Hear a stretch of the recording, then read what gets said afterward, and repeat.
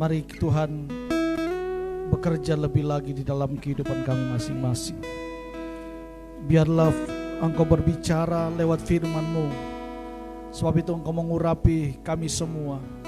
Berikan pengertian untuk kami boleh memahami kebenaran firman-Mu, dan biarlah benih ini boleh jatuh di tanah hati kami yang subur, itu menghasilkan buah dengan maksimal.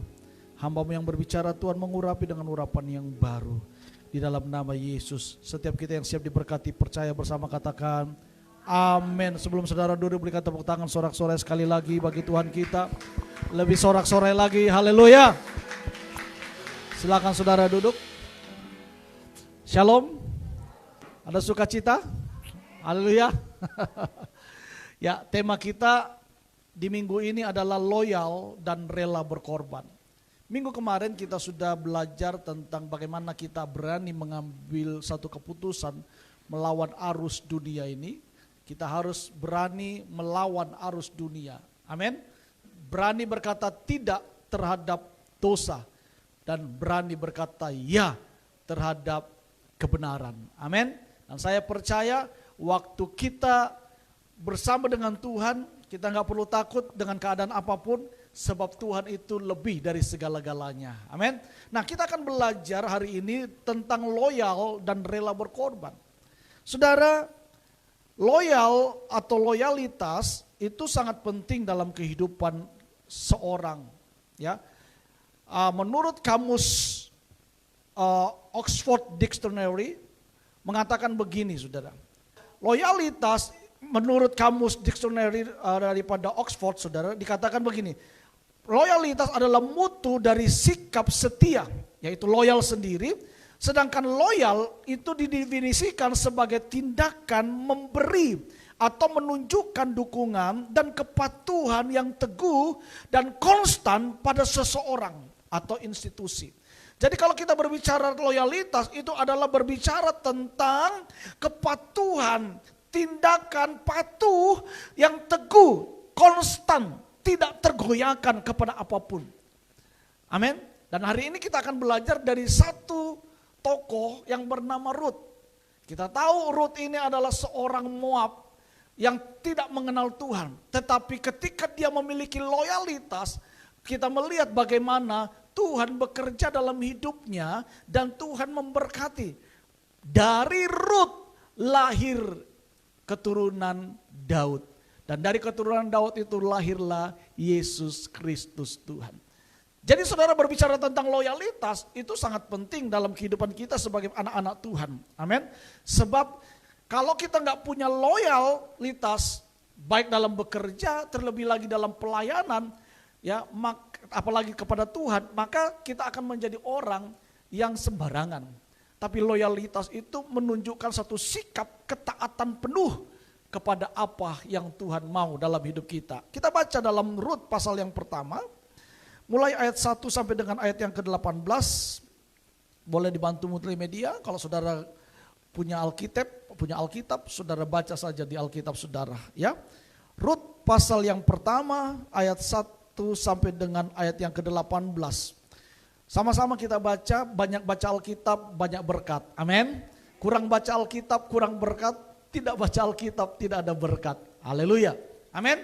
Ya, sama-sama yang sudah ketemu katakan amin. Ya, oke. Sama-sama kita baca 2-3. Pada zaman para hakim pemerintah ada kelaparan di tanah Israel. Lalu pergilah seorang dari Betlehem Yehuda beserta istrinya dan kedua anaknya laki-laki ke daerah Moab untuk menetap di sana sebagai orang asing.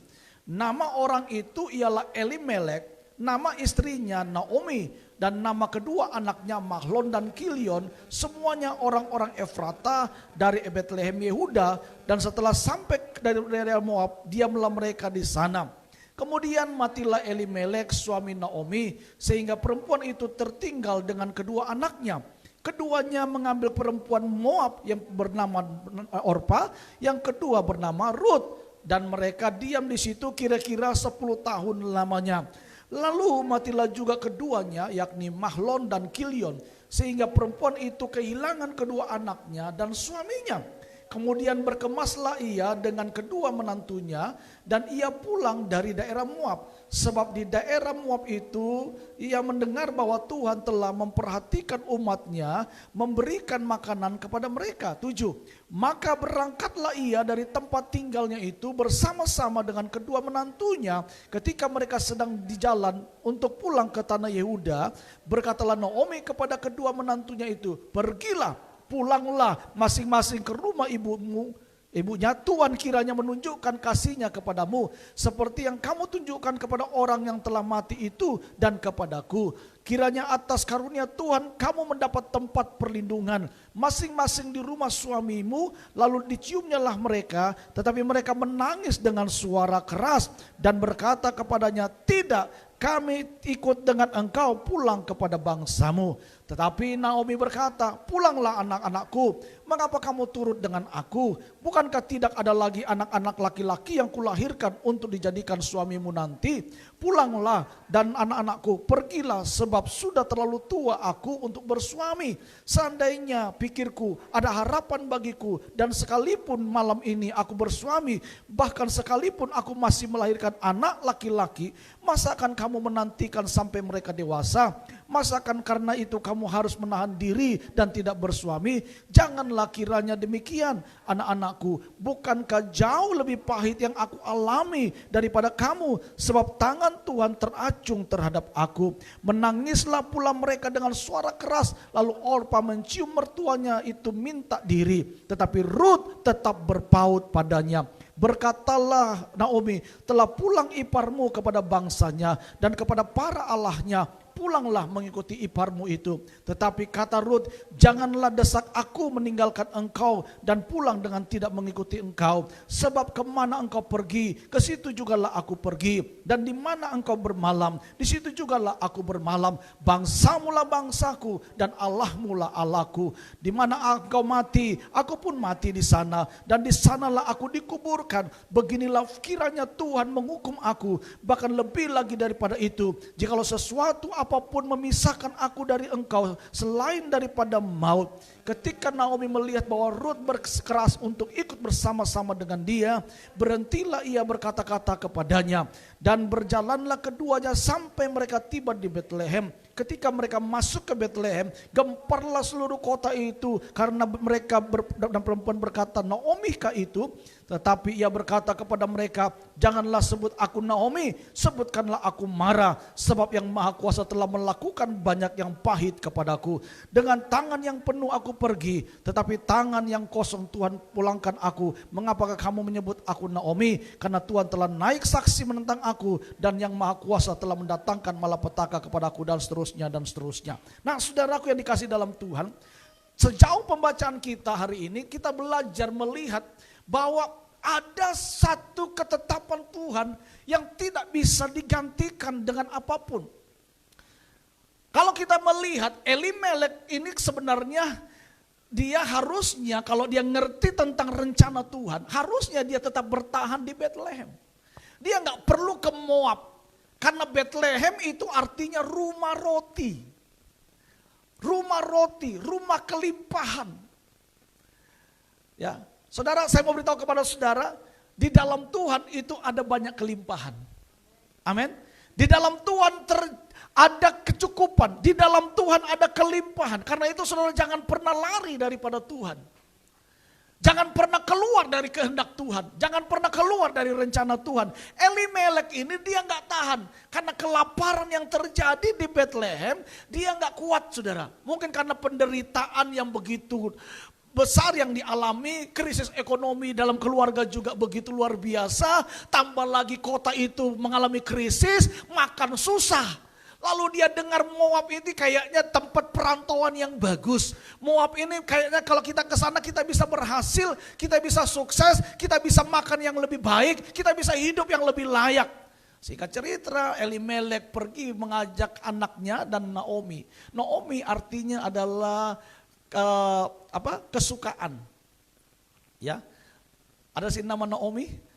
Bagus kalau saudara nanti punya anak kasih nama Naomi. Naomi itu artinya rejoice, kesukaan, sukacita.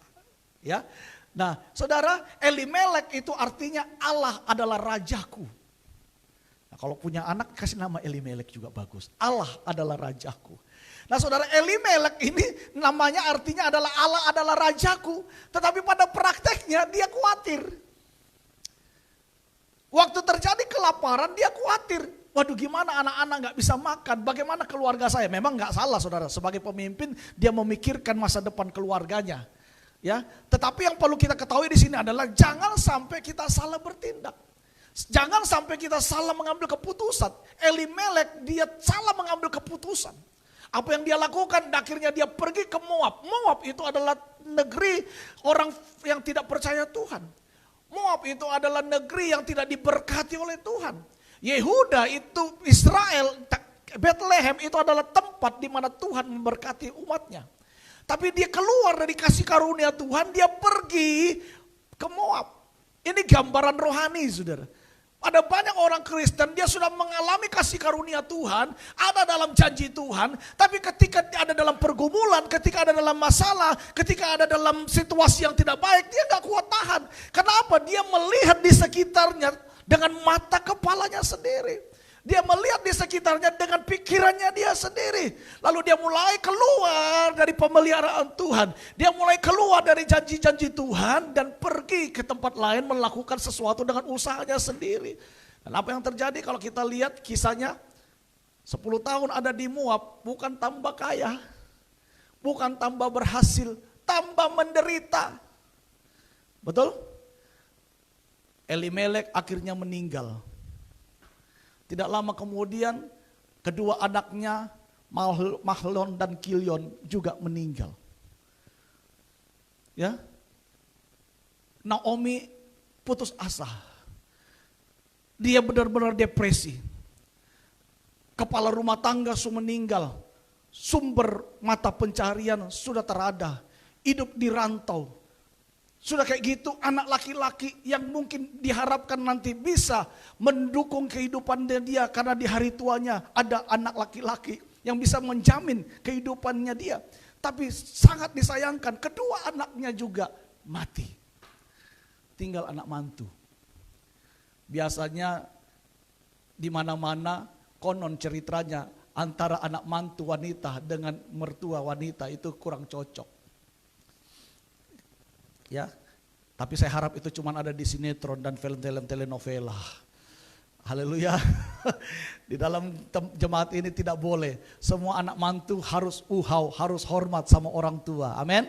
Demikian juga mama mantu harus menyayangi anak mantu. Anak mantu itu adalah anak sendiri juga. Amin. Haleluya. Ada di sini yang sudah punya mantu? Oh, belum ada. Ya. Anak mantu itu anak sendiri. Nanti kalau saudara punya anak menikah, ya saudara anak mantumu itu adalah anakmu sendiri. Ya, cintai dia juga. Ini Naomi ini mencintai anak mantu loh saudara. Ya, sosok yang pencinta karena dia memang arti Naomi adalah kesukaan. Ya. Tapi saudara lihat anaknya meninggal. Apa yang terjadi? Putus harapan. Hidup di rantau, susah. Suami meninggal, anak juga sudah meninggal, tinggal anak mantu. Ya, lalu Naomi mendengar rupanya Bethlehem sudah diberkati Tuhan, ekonominya membaik, di sana kelimpahan terjadi, makanan berlimpah-limpah. Naomi berinisiatif mengambil keputusan untuk kembali ke Bethlehem. Dalam perjalanan pulang, sebelum pulang dia ngomong sama anak-anak mantunya, dikumpul meeting, 3 wanita janda. Naomi kan janda, ya, Orpa juga janda, Ruth juga janda, kan begitu saudara ya. Jadi ini keluarga janda. Ya, mereka kumpul, lalu mamanya bilang begini, anak mantu, saya sudah ada apa-apa lah. Kau sudah tahu tuh, kau hidup dengan saya, ya, dan kau lihat mama sudah bisa buat apa-apa. Mama terada apa-apa lagi, jadi lebih baik kau pulang ke kampung sudah. Kau juga masih muda, masih bagus, body masih kayak gitar Spanyol, gitu. Kau pulang kampung pasti ada laki-laki juga akan naksir dengan kau.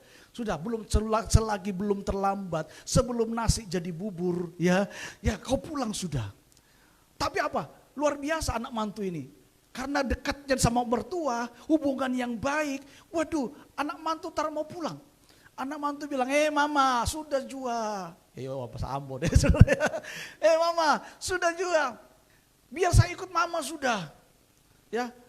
Lalu Naomi bilang gini, aduh anak, saya tak mungkin lagi bisa hidup dengan kau. Ya. Karena Kalaupun nanti saya menikah, saat malam ini juga saya menikah, saya punya anak laki-laki misalnya, kan mungkin kau tunggu dia sampai dia dewasa baru kau bisa nikahin dia. Ya, karena ada dalam kebiasaan orang Israel itu ada namanya penebusan. Jadi misalnya kakak meninggal, adik ini untuk meneruskan keturunannya, maka adik ini menikahi kakak iparnya kalau dia belum menikah. Ya, itu ada namanya, makanya nanti kalau saudara lihat baca kisah selanjutnya, Boas itu dia dari keluarga Naomi, dia melakukan tanggung jawabnya menebus daripada keluarga Naomi keturunan. Ya, makanya akhirnya singkat cerita Boas menikahi menikahi Rut karena memang Boas bertanggung jawab untuk menebus segala apa yang menjadi tanggung jawab keluarga daripada Elimelek, daripada Naomi. Makanya dia harus menikahi Rut. Dan untuk syarat menikahi Rut, dia harus membayar lunas semua utang-utang yang ada pada Elimelek pada waktu itu. Nah, Boas membayar semua utang-utangnya plus dapat Rut, ya, sebagai penebus keluarga Elimelek. Ya, itu gambaran daripada Yesus Kristus dan sebagainya. Itu digambarkan secara rohani. Nah, saudara, tapi kita lihat bagaimana ketika Orpa dan Naomi, dia punya komitmen yang luar biasa. Orpa dan Rut punya komitmen yang luar biasa. Dan akhirnya si Orpa ya pikir-pikir juga ya. Orpa bilang, ya sudah mama, kalau mama pun mau begitu ya sudah. Saya pulang sudah ya, tapi mama bye-bye juga di sana, jangan lupa tulis-tulis surat ya, jangan lupa WA kak, ya posting-posting supaya Tom bisa tahu mama pun kabar. Ya, akhirnya Orpa pergi. Orpa ini termasuk mantu yang taat sebenarnya, bukan berarti dia tidak taat ya, dia taat karena dia menghormati orang tuanya, mertuanya dia taat. Tetapi saya melihat satu sosok yang luar biasa yang akan kita belajar, yang adalah Rut. Rut walaupun sudah dilarang sama Naomi, jangan ikut saya pulang sudah. Tapi Rut ini punya keyakinan yang kokoh, punya suatu komitmen yang kokoh dan loyalitas yang luar biasa kepada mertuanya. Dia katakan dalam ayat yang ke-16 ini yang dipetik menjadi salah satu ucapan janji nikah. Ya, janji nikah itu lahir dari perkataan Rut ini, saudara. Ya. Alamulah Allahku, aku akan setia kepadamu dalam keadaan miskin dan duka. Itu termasuk dalam kutipan kata-kata daripada Rut ini. Ayat 16 dikatakan Rut apa? Tetapi kata Rut, janganlah desak aku meninggalkan engkau dan pulang dengan tidak mengikuti engkau. Sebab kemana engkau pergi, ke situ jugalah aku pergi. Dan di mana engkau bermalam, di situ jugalah aku bermalam. Bangsamulah bangsaku dan Allahmulah Allahku. Di mana engkau mati, aku pun akan mati di sana. Di sanalah aku akan dikuburkan. Beginilah kiranya Tuhan menghukum aku. Bahkan lebih lagi daripada itu, jikalau sesuatu apapun memisahkan aku dari engkau selain daripada maut. Ini satu bentuk loyalitas yang luar biasa. Suatu komitmen, kesadaran diri yang konsisten.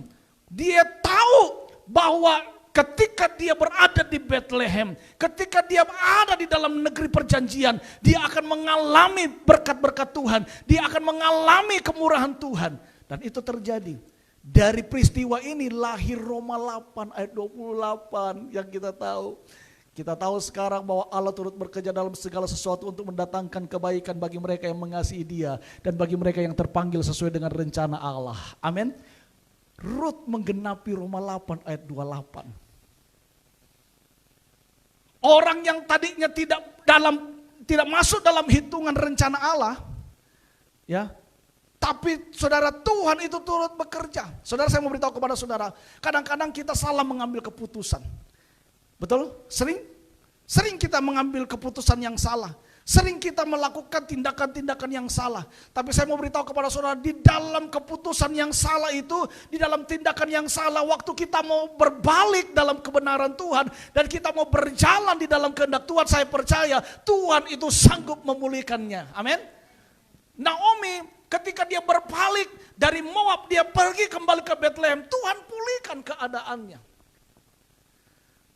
Sampai di Bethlehem, wah, orang sambut dia. Dari kejauhan karena sudah pisah 10 tahun lebih, saudara. Ya, rindu saudara ya, rindu kampung halaman. Wah, orang-orang mungkin teman bermainnya dia, sekeluarga familynya mungkin, itu Ruth kah? Itu Naomi kah? Wah, semuanya bersuka cita sambut dia. Tapi Naomi ini masih depresi, masih kecewa dengan Tuhan. Hati-hati saudara ya. Saudara, saya mau beritahu kepada saudara, masalah boleh terjadi dalam hidup kita, tapi kita nggak boleh menyalahkan Tuhan dalam hidup kita. Amin. Karena Tuhan tidak pernah salah. Yang salah itu kita. Ini kan yang ambil keputusan kan bukan Tuhan yang suruh mereka pergi ke Moab kan. Atas kemauan Elimelek sendiri dia pergi ke sana. Tuhan gak suruh. Tapi waktu dia kembali, Tuhan pulihkan. Saya percaya waktu saudara ada dalam kesalahan, saudara melakukan hal yang tidak benar, tapi saudara mau kembali kepada Tuhan, Tuhan akan pulihkan hidup saudara. Amin. Waktu saudara bisnis salah tindakan, salah langkah, tapi saudara mau balik, saudara mau belajar lagi kepada Tuhan, bertanya dan berserah kepada Tuhan, saya percaya Tuhan akan pulihkan bisnis saudara. Amin. Waktu engkau bekerja salah langkah dan akhirnya mengalami kerugian, waktu engkau mau kembali kepada Tuhan dan berserah kepada Tuhan, mengandalkan Tuhan, saya percaya Tuhan sanggup memulihkan pekerjaan saudara. Haleluya. Karena di dalam Tuhan tidak ada yang tidak mungkin, semuanya mungkin untuk dipulihkan. Dan Tuhan selalu memberikan kesempatan kedua bagi siapapun dalam hidup ini. Kita boleh gagal, kita bisa salah, tapi Tuhan selalu menyambut kita dan sanggup memulihkan saudara dan saya. Amin. Ya. Nah, waktu Naomi kembali saudara, dia ngomong sama orang-orang apa? Jangan panggil aku Naomi. Panggil saja aku Mara. Mara itu artinya pahit, saudara. Ya. Jadi kalau saudara punya anak jangan kasih nama Mara. Ya, Mara itu nggak pakai H, Mara, M-A-R-A. Mara itu artinya pahit, kepahitan. Saudara ingat waktu bangsa Israel keluar dari tanah Mesir, mereka tiba di Mara. Ya, lalu waktu mereka lihat air, mereka kan haus, saudara. Waktu mereka sampai di Mara, mereka lihat air. Waktu dia mau minum airnya pahit. Ya, jadi Mara itu artinya pahit, kepahitan. Mereka minum airnya pahit. Wah, bangsa Israel marah sama Musa. Kenapa kamu mengeluarkan kami dari bangsa Mesir? Ini airnya pahit semua. Dia marah sama Musa. Tuhan bilang sama Musa, sudah, aku akan membuat mujizat. Apa yang ada padamu? Ambil sepotong kayu, lemparkan itu kayu ke dalam air itu. Dan seketika air yang pahit itu, saudara, berubah menjadi manis. Ya, dan akhirnya di situ terjadi sumber-sumber air. Ada 12 mata air. Ya, satu suku dapat satu sumber mata air, saudara. Ya, dan itu luar biasa. Saya percaya waktu kepahitan ada di dalam hidup kita, tapi waktu kita mau datang kepada Tuhan, yang pahit bisa dirubah menjadi manis. Amin. Haleluya. Ya, Tuhan itu sumber air kehidupan. Dia bisa merubah air mata menjadi mata air. Haleluya. Amin. Ya, Yesus itu sanggup mengubah air mata menjadi mata air. Ada banyak mungkin saudara mengalami pergumulan yang berat dalam hidup ini. Saudara mungkin sepertinya gak mampu, gak kuat. Tapi saya percaya waktu engkau datang kepada Tuhan, air mata orang benar itu tidak akan pernah disia-siakan. Alkitab berkata air mata orang benar itu ditampung dalam kilbatnya. Amin. Amin. Ditampung saudara, diperhitungkan setiap tetesan air mata yang kita keluarkan karena pergumulan, karena masalah hidup ini saudara. Waktu saudara mencari Tuhan, saya percaya setiap tetesan air mata itu tidak akan pernah sia-sia. Satu saat engkau akan melihat pemulihan dikerjakan oleh Tuhan dalam hidup saudara. Dia mengerti bahasa tetesan air mata, waktu badai mengamuk dan gelombang menerpa. Amin. Dia setia. Amin. Karena itu saudara, saya percaya waktu saudara dalam pergumulan yang berat sekalipun, gak usah takut. Datang pada Yesus, sebab Yesus itu adalah alamat yang tepat.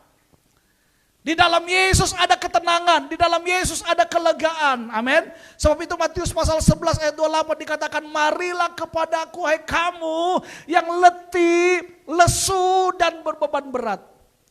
Dunia ini penuh dengan beban, saudara. Minggu kemarin saya katakan bahwa dunia ini adalah sistem kerajaan iblis. Ya. Dan saudara, dunia ini penuh dengan beban berat, penuh dengan masalah. Tapi kalau kita mau mengandalkan dunia, ya habis saudara. Beban itu akan semakin berat. Tapi waktu kita mau datang kepada Tuhan, Alkitab berkata, Tuhan akan memberikan kita apa? Kelegaan. Saudara pernah merasakan kelegaan? Satu kali saudara, saya pergi ke luar kota, pelayanan, itu saya pas di jalan tol macet saudara. Ya, macet di Porong karena itu Lapindo. Itu kita yang biasanya kalau dari Surabaya ke Pasuruan ke Tretes itu atau ke Pasuruan itu cuma 1 jam, itu bisa 3-4 jam. Ya, karena antri macet. Nah, saudara, itu satu kali mau ke sana pelayanan. Saudara tahu macet total. Pas lagi kebelet mau pipis. Lagi kebelet mau buang air. Saudara, itu keringat dingin luar biasa. Huraba syanta karalaba syakarawasaro. Mau cari tempat terdekat masih jauh. Pom bensin masih jauh, restroom saudara. Aduh saudara, waduh bergumul luar biasa itu. Tapi begitu dapat restroom, wah itulah kelegaan saudara. Itu memang kelegaan yang luar biasa. Beban berat itu lurus. Yang tadinya rasa ingin kencing, yang tadi bicara buang air besar, keluar semua lega. Badan rasa ringan, badan rasa enteng. Itu kelegaan.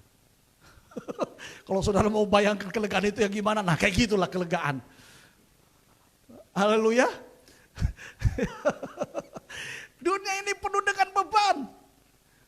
Kadang-kadang membuat kita nggak bisa bernafas. Ya aduh, saudara keringat dingin, nggak tahu harus berbuat apa. Aduh, susah.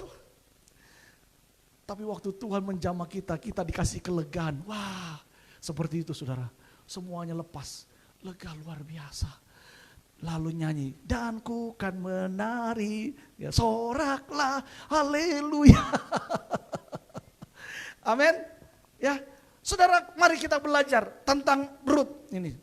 Rut ini punya loyalitas dan jiwa yang berkorban kepada Tuhan.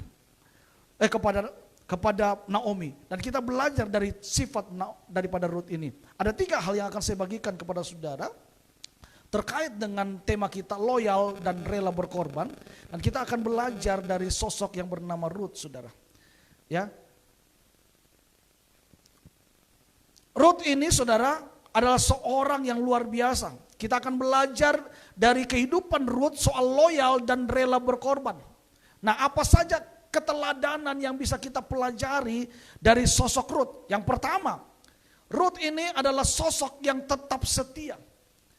Kalau kita tadi baca ayat 5 dan ayat 16, kemanapun engkau pergi, aku pun akan pergi ke sana. Allahmulah Allahku, ya toh. Saudara, ini adalah satu bentuk kesetiaan yang luar biasa. Saudara, sekarang cari orang-orang yang setia itu susah. Cari orang benar, cari orang pintar itu banyak. Tapi cari orang yang setia, kurang. Cari cewek cantik banyak sekarang, saudara. Ya, ada satu engkong itu saudara ngomong kayak gini, aduh saya menyesal ya kenapa saya lahir zaman dulu. Karena zaman dulu katanya di Cungko itu cewek-cewek itu jelek-jelek.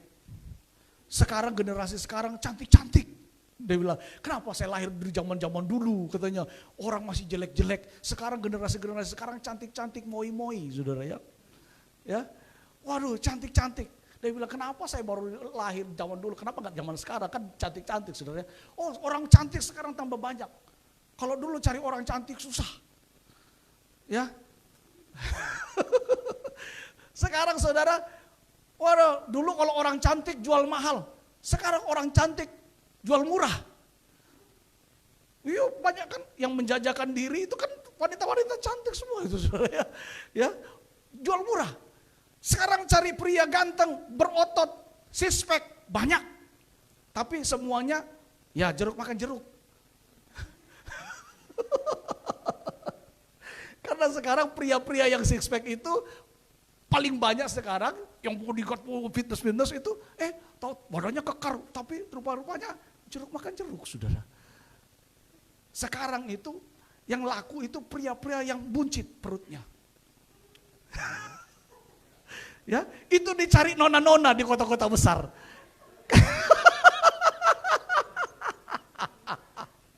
Karena perutnya yang buncit itu katanya bos-bos. Orang yang tidak aneh-aneh, tidak minus orangnya. Bukan jeruk makan jeruk. Tapi kalau yang six pack itu jeruk makan jeruk, bukan pria sejati. Ya. Makanya saudara, kalau jangan saudara bilang gini, suami saya nggak mungkin lah, suami saya perutnya buncit nggak mungkin ada yang mau. Saudara hati-hati, sekarang perempuan-perempuan nakal di sana itu carinya yang bapak-bapak yang perutnya buncit, karena uangnya banyak. Haleluya, ini live ya saudara. Gak apa-apa, tidak ada unsur sara di dalamnya kan. Saudara cari orang yang cantik, cari orang yang ganteng sekarang banyak. Tapi cari wanita yang setia, pria yang setia sekarang susah. Betul gak? Susah. Pak, saya setia. Iya, setianya dipertanyakan. Setia itu bisa setiap tikungan ada. Gitu. Atau selingkuh tiada akhir, itu setia juga. Tapi kita harus menjadi orang-orang yang benar-benar setia. Amin. Tanpa neko-neko. Haleluya. Nah, Ruth ini saudaraku, dia punya sifat setia. Meskipun Ruth adalah seorang perempuan Moab, namun ia menunjukkan kesetiaan untuk tetap menyembah Allah Israel. Ya, meskipun suaminya saudara sudah meninggal, tapi dia tetap menunjukkan kesetiaannya kepada Allahnya Naomi, Allah Israel, Allah yang hidup. Situasi kondisi saudaraku bisa mengubah kesetiaan seseorang. Apalagi kalau keadaannya negatif, keadaannya tidak baik. Tapi kita belajar bagaimana Ruth dalam kondisi yang tidak baik, dia tetap setia kepada Allahnya Naomi. Amin. Sekalipun kondisinya buruk saudaraku, tapi dia tetap percaya kepada Allah yang disembah oleh Naomi. Allah Israel. Allahmulah Allahku, kata Ruth. Ini luar biasa. Saudara, saya harap saudara ikut Tuhan bukan waktu diberkati saja. Dalam keadaan tidak diberkati juga, saudara perlu tetap percaya kepada Tuhan dan setia mengiring Dia. Amin. Karena saya percaya masalah yang kita hadapi itu tidak akan sebanding dengan kemuliaan yang akan Tuhan berikan dalam hidup saudara dan saya. Dan Tuhan waktu mencobai kita, pencobaan yang kita alami itu tidak akan melebihi kekuatan kita. Amin. Waktu saudara dicobai, Tuhan akan memberikan saudara jalan keluar dan kemenangan. Karena itu saudara setia kepada Tuhan. Amin. Sekalipun belum ada pertolongan dalam hidup saudara, sekalipun mungkin Tuhan tidak menolong saudara, saudara harus tetap menjadi orang yang setia kepada Tuhan. Haleluya. Karena setia itu perlu bukti. Kesetiaan perlu bukti, bukan cuma sekedar ngomong. Kalau kita cuma sekedar ngomong, semua orang bisa. Tapi kesetiaan itu dibuktikan lewat perbuatan kita, lewat tindakan kita, lewat masalah yang kita hadapi. Itu menunjukkan apakah kita setia atau tidak. Waktu keadaannya baik, kita gampang ngomong, setialah sampai mati, gampang. Coba waktu semua hilang, usaha saudara bangkrut, ya kemudian saudara divonis dokter penyakit yang tidak bisa disembuhkan, lalu saudara harus mengalami penderitaan, ya bisa setia? Saya harap kita tetap bisa setia. Amin. Karena tubuh ini akan rusak, tubuh ini akan tinggal, tapi kita akan punya satu kehidupan yang baru dengan tubuh kemuliaan yang Tuhan akan berikan dalam hidup kita. Amin. Karena itu saudara, dalam penderitaan, ayo kita belajar setia seperti Ruth. dalam penderitaan yang dialami. Bisa saja Ruth bilang begini, oke sudah mama suruh pulang toh, di sana ada keluarga, ada semuanya, sudah mama saya pulang juga sudah ya, saya nyusul Orpa. Tapi tidak, Ruth tetap setia, bukan cuma kepada orang tuanya, mertuanya, tetapi dia setia kepada Tuhan yang disembah oleh Naomi. Ini luar biasa. Saudara, saya harap kita bukan cuma menyanyi Tuhan hebat, Tuhan dahsyat ketika kita ada dalam gereja. Tapi kita harus bisa berkata Tuhan hebat, Tuhan dahsyat waktu kita ada dalam masalah. Amin. Haleluya. Waktu saudara dalam tekanan, saya berdoa supaya saudara juga tetap bisa berkata Tuhan itu hebat, Tuhan itu dahsyat, Tuhan itu luar biasa. Karena kalau semua dalam keadaan baik, kalau kita berkata Tuhan hebat, Tuhan dahsyat, semua orang bisa. Tapi justru dalam keadaan keterpuruk, kita bisa berkata Tuhan itu hebat, Tuhan itu luar biasa. Itulah suatu kehidupan yang luar biasa, yang dibangun di dalam kehendak Tuhan. Amin. Saudaraku, Naomi ini luar biasa, Ruth ini luar biasa saudara. Ya, kesetiaan Ruth kepada Allah itu diuji. Dan kita semua, kesetiaan kita kepada Allah satu saat akan diuji. Diuji dengan apa? Diuji dengan keadaan-keadaan yang pahit. Diuji dengan hal-hal yang tidak mengenakan. Yang tidak sesuai dengan harapan kita. Tapi waktu saudara tetap setia kepada Tuhan, saya percaya engkau akan muncul seperti emas yang luar biasa. Amin. Saudara, tidak ada sesuatu yang berharga, yang bernilai tinggi, yang berharga itu dihasilkan dengan mudah. Semuanya melalui proses yang lama, yang panjang dan tentu mahal. Betul? Ya.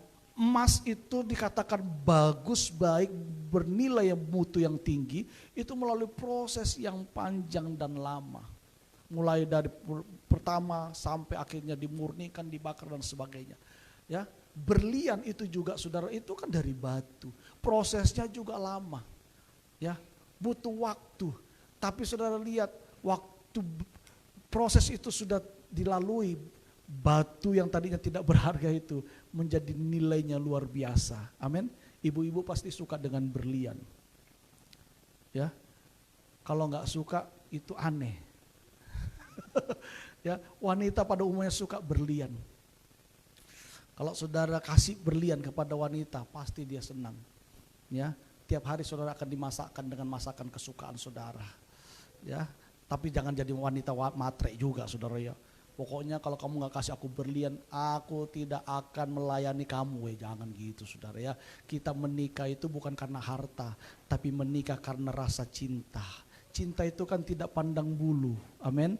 Cinta itu lahir dari perasaan suka satu dengan yang lain. Ya, satu kali ada pasangan anak muda pacaran saudara. Dia waktu pacaran, dia akhirnya pacaran, gak lama kemudian dia menikah. Waktu dia menikah, yang wanita ini marah sama suaminya, menyesal, dia bilang, kamu ini saya gak nyangka. Kalau rupanya kamu itu orang miskin, orang gak punya apa-apa. Kenapa dulu kamu gak pernah ngomong sama saya? Kalau kamu itu orang susah, kalau kamu itu orang miskin, kalau kamu itu orang menderita, tahu gini saya gak mau nikah dengan kamu. Waduh. Lalu suaminya bilang gini, sayang, saya itu dulu mau ngomong sama kamu. Gak pernah, mana pernah kamu ngomong? Dulu saya pernah bilang begini, sayang, di dunia ini saya gak punya apa-apa. Hanya kamu seorang. Kamu ngomong apa? So sweet. Lah, dia udah jujur. Tapi istrinya waktu itu pacaran dia bilang, so sweet. Waktu menikah, memang dia gak punya apa-apa. Kan saya sudah bilang, sayang di dunia ini aku gak punya apa-apa. Saya gak punya harta, saya gak punya mobil, saya gak punya segalanya. Tapi saya punya kamu seorang. Dan itu membuat aku bahagia. Yang cewek ini kebesar kepala. Lalu dia bilang, so sweet. Ya udah dia kita nikah. Nikahlah saudara. Waktu menikah gak punya apa-apa beneran. Marah dia. Aduh, itu di luar sana, gak boleh ada di sini. Amin. Harta itu gampang dicari, saudara. Yang paling penting itu kesetiaan. Amin. Suami istri tetaplah setia dengan pasanganmu. Amin. Ya, susah sama-sama sejak dari awal. Kalau sudah nanti diberkati, jangan punya simpedas. Apa simpedes? Simpanan barang-barang yang bernapas. Oh ya, tabanas. Ya, nanti kalau sudah diberkati, mulai buka tabanas, tabungan barang-barang bernafas. Ya, wah, dulu waktu menderita sama-sama susah, menderita, makan sepiring berdua, bukan sepiring berdua karena belum bisa beli piring, sebungkus berdua nasi padang. Itu pun juga cuman kuah rendang, kuah sayur, tanpa ada lauknya, tanpa ada sayurnya, karena nggak mampu beli. Makan sebungkus berdua, ya, tidur yang laki di kasur, yang istri bilang gini, sayang kamu nanti masuk angin, kamu tidur di kasur, aku yang tidur di lantai. Akhirnya yang perempuan tidur di kasur. Nanti istrinya bangun tengah malam, sayang sekarang kamu tidur di kasur, saya tidur di lantai. Waduh, perhatiannya luar biasa saudara ya. Waktu pulang dari kerjaan, mungkin kerjanya waktu itu masih sederhana, nasi bungkus dapat dari kantor, nggak dimakan sendiri, bawa pulang ke rumah bersama-sama, makan bersama-sama sambil nyanyi, makan sendiri, minum sendiri, cuci baju sendiri. Itu nggak boleh saudara ya. Yang akhirnya hidupnya seperti itu, bagus, rukun, damai, sejahtera. Begitu sudah diberkati, waduh mulai. Tadinya tidur gak punya kipas angin, bisa beli kipas angin, puji Tuhan ya. Kita sudah tidur gak kepanasan, gak perlu lagi buka baju, kipas-kipas tengah malam. Ya, sudah bisa beli kipas angin, walaupun kadang-kadang masuk angin kerokan. Tapi sukacita, karena saling kerok-kerokan saudara ya. Ya, sudah beli kipas angin, diberkati Tuhan, bisa pindah kos yang lebih besar, ya, bukan lagi ketemu lu lagi karena cuman apa, kos-kosannya cuma satu kamar, ya makan di kamar, masak di kamar, saudara ya, karena memang biaya hidup yang gitu, jadi masak di kamar, makan di kamar, tidurnya di kamar, semuanya di kamar, masuk kamar sudah lu lagi yang ketemu di situ ya, lingkaran di situ doang. Diberkati puji Tuhan, bisa pindah kos-kosan yang ada ruang tamunya, ada kamarnya, ada dapurnya. Wah luar biasa, 2 juta 1 bulan.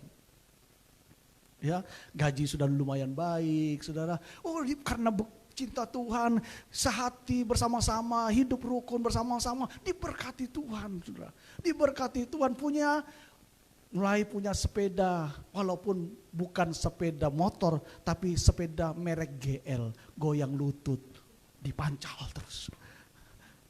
Ya, wah luar biasa. Diberkati Tuhan, akhirnya bisa punya sepeda motor. Diberkati Tuhan lagi, beli AC. Tidur sudah tidak lagi pakai kipas, tidak perlu lagi masuk angin, sudah pakai AC. Tidurnya luar biasa, dingin, sejuk. Tapi semakin kesini semakin lupa sama Tuhan, makin diberkati. Tadinya tidak punya kipas, rajin berdoa tengah malam. Waktu sudah punya kipas, masih rajin berdoa karena masuk angin. Sudah tidur pakai AC, lupa berdoa karena ketiduran bablas, kedinginan. Tidak boleh gitu, harus tetap setia. Amin.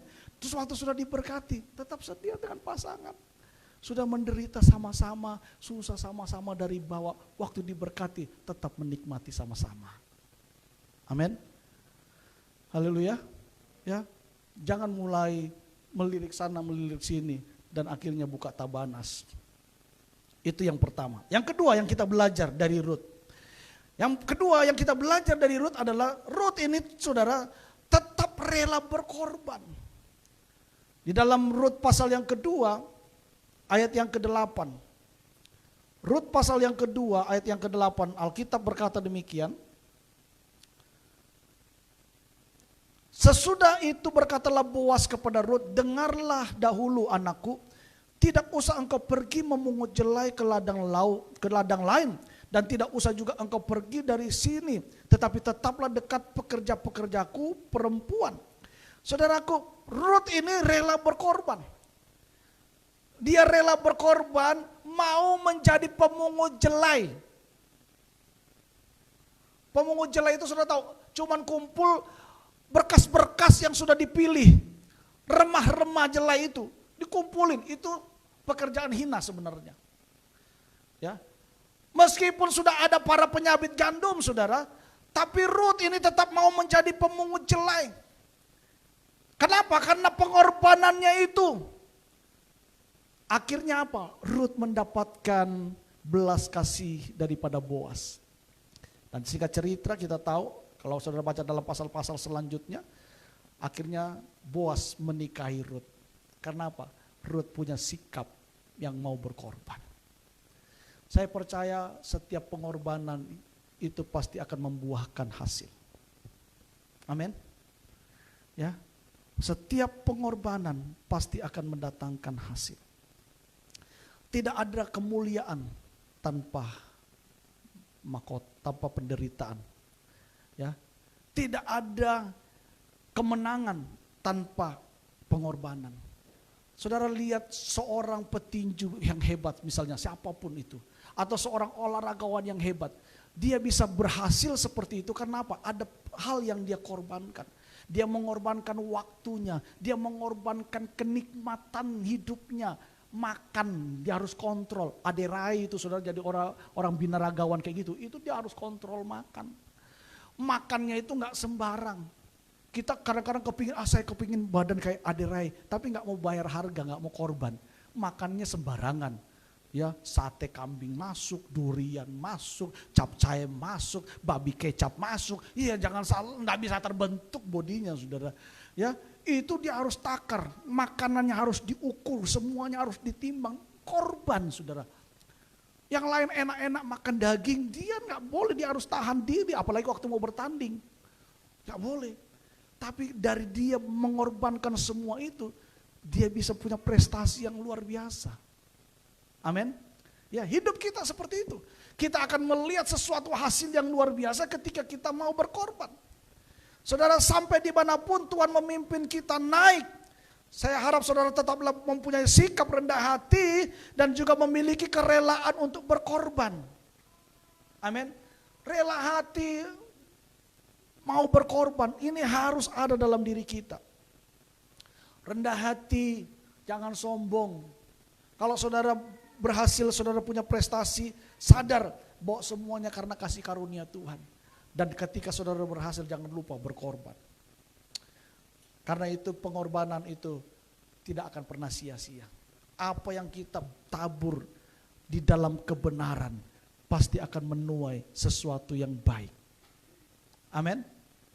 Ya, saudara tabur tidak akan pernah hilang. Saudara tabur kebaikan, saudara akan menuai kebaikan. Sebab sistem kerajaan Allah itu adalah tabur tuai. Waktu saudara menabur yang baik, saudara akan menuai yang baik. Dalam melayani Tuhan, saya harap saudara bisa menabur yang baik. Amin. Taburlah yang baik, maka engkau akan melihat kehidupanmu akan mengalami tuaian-tuaian yang baik juga. Yang ketiga, yang terakhir, apa yang kita belajar dari Rut, saudara? Yang ketiga adalah Rut ini punya hal yang luar biasa, di mana dia tetap dalam rencana Tuhan. Dia tetap ada dalam rencana Tuhan. Di dalam Rut pasal yang keempat ayat 14 dan sampai 17. Rut pasal yang keempat ayat 14 sampai ayat yang ke-17 dikatakan demikian. Sebab itu perempuan-perempuan berkata kepada Naomi, terpujilah Tuhan yang telah rela menolong engkau pada hari ini dengan seorang penebus. Termasyurlah kiranya nama anak itu di Israel, dan dialah yang akan menyegarkan jiwamu dan memelihara engkau pada waktu rambutmu telah putih. Sebab penantumu yang mengasihi engkau telah melahirkannya, perempuan yang lebih berharga bagimu dari 7 anak laki-laki. Dan Naomi mengambil anak itu serta meletakkannya pada pangkuannya, dan dialah yang mengasuhnya. Dan tetangga-tetangganya perempuan memberi nama kepada anak itu, katanya kepada Naomi, telah lahir seorang anak laki-laki. Lalu mereka menyebut namanya Obed, dialah ayah apa? Isai, ayah Daud. Dan kalau saudara baca dalam silsilah Tuhan Yesus dalam Matius pasal yang pertama, mulai ayat yang ke-5 kalau nggak salah, itu tentang silsilah Tuhan Yesus. Coba kita lihat Matius pasal yang pertama. Matius pasal pertama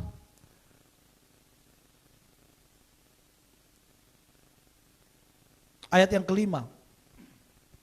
Ya. Dikatakan apa? Salmon memperanakan Boas dari Rahab. Boas memperanakan Obed dari Rut, jadi Obed dari Rut ya. Boas itu suaminya Rut yang kedua.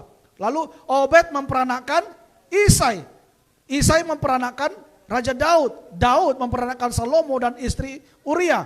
Salomo memperanakan Rehabeam, Rehabeam memperanakan Abia, Abia memperanakan Asa, dan seterusnya dan seterusnya. Dan kalau saudara baca di bawah selanjutnya, maka dikatakan apa? Dari semua itu lahirlah Yesus Kristus. Ayat 16, Yakub memperanakan Yusuf, suami Maria, yang melahirkan Yesus yang disebut Kristus. Saudara perhatikan, dari orang kafir, dari orang yang tidak diperhitungkan, tidak ada dalam rencana Tuhan, ketika dia berjalan dalam kehendak Tuhan, ketika dia mau mempunyai sifat yang berkorban, dia punya sifat yang mau rela, saudara, loyal kepada Tuhan, percaya kepada Tuhan, saudara tetap berkorban kepada Tuhan. Kita melihat saudara bagaimana dari Rut ini lahir keturunan ilahi. Dari Rut lahir keturunan ilahi. Saudara, Tuhan itu luar biasa. Dia bisa pakai siapapun untuk ada di dalam rancangan Tuhan. Yang paling penting itu adalah kita tetap setia. Amin. Dan kita mau punya hati yang rela berkorban. Dan yang ketiga itu apa? Tetap ada dalam rencana Tuhan. Jangan pernah keluar dari rencana Tuhan. Dari Rut seorang perempuan Moab, Tuhan bisa melahirkan Obed yang menurunkan Isai ayah Daud. Saudaraku, sikap loyal dan rela berkorban yang ditunjukkan Rut membawa ke dalam aliran kehendak dan rencana Tuhan. Dan dari itulah kita bisa melihat bagaimana Rut diberkati oleh Tuhan. Karena itu saudara, belajarlah untuk taat mengerjakan bagian kita. Dan biarlah Tuhan mengerjakan bagiannya. Amin. Tetap ada dalam rencana Tuhan, tetap ada dalam jalur Tuhan. Jangan pernah keluar dari rencana Tuhan. Kalau saudara sempat keluar, berbalik. Datang kepada Tuhan. Dan Tuhan selalu memberikan kesempatan yang kedua untuk memulihkan saudara dan saya. Amin. Saudaraku, saya berharap saudara bisa menangkap sesuatu hari ini.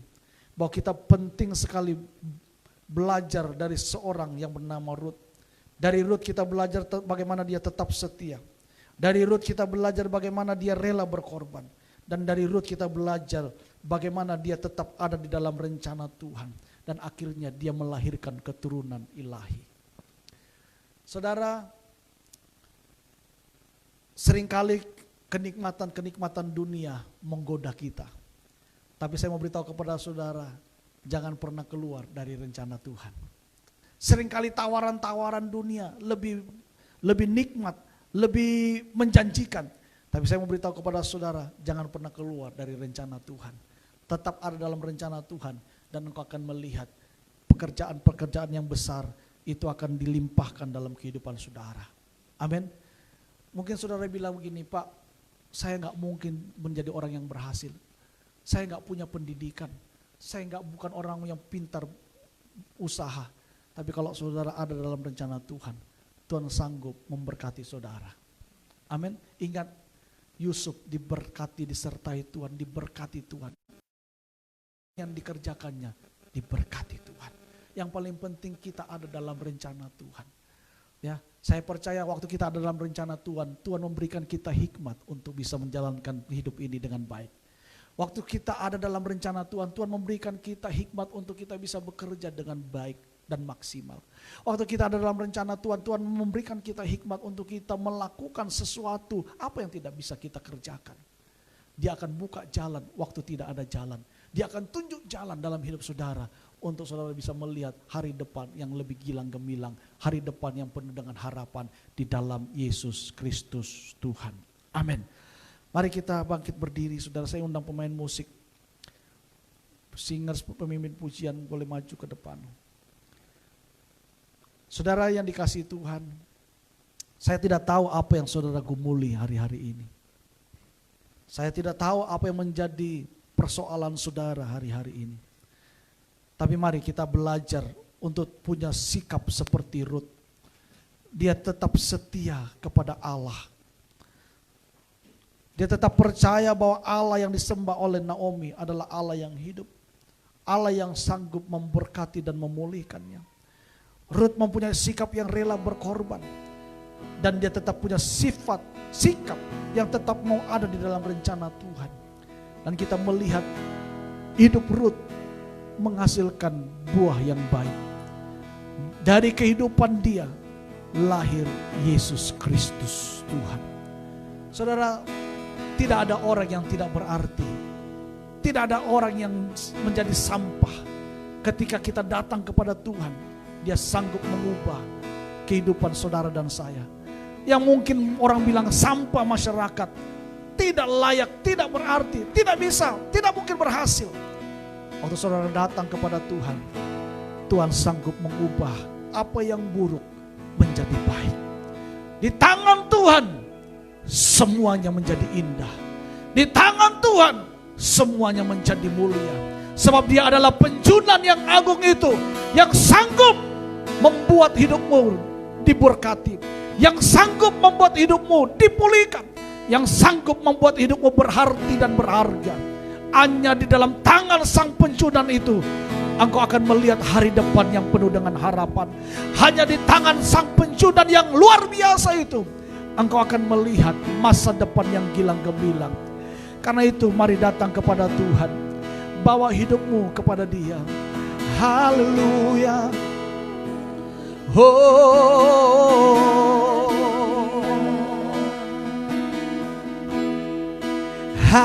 Haleluya. Sembah Dia.